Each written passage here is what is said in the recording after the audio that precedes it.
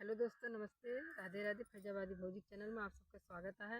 बहुत प्यारा कहरवा गीत सुनाओ चलते ही आप सभी जरूर सुनिए फुलवास के और सपोर्ट करिए, ज़्यादा से ज़्यादा सपोर्ट करिए भैया। फुलवास के वीडियो देखिए, जो लाइक ना किया लाइक कर दिए, कमेंट कर दिए, सब्सक्राइब ना किया भैया सब्सक्राइब जरूर करेंगे। और सब्सक्राइब करें पैसा ना लागत भैया, आप सभी जरूर सपोर्ट करिए फुलवास के। तू देवता के तेनो मनैबा, हमारे जोगे नारी न पैबा।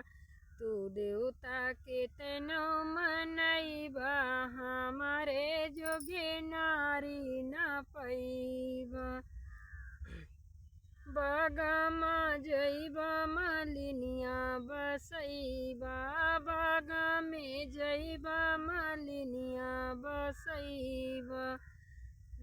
संगे संगे गजरा गुछैबा, हमारे जोगे नारी न पैबा। संगे संगे गजरा गुछैबा, हमारे जोगे नारी न पैबा।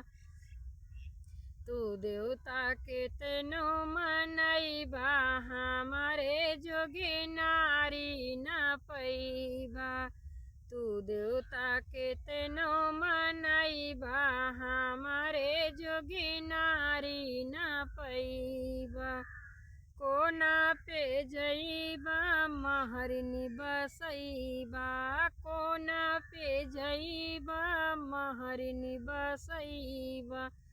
संगे संगे घैला भरैबा, हमारे जोगे नारी न पैबा।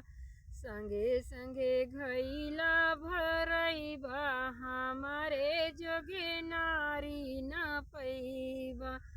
तू देवता के तेनो मनैबा, हमारे जोगे नारी न पैबा। महला में जैबा सौतिनी बसैबा, महला में जैबा सौतिनी बसैबा। संगे संगे बिस्तर लगैबा, सुतहूँ का ना तू पैबा।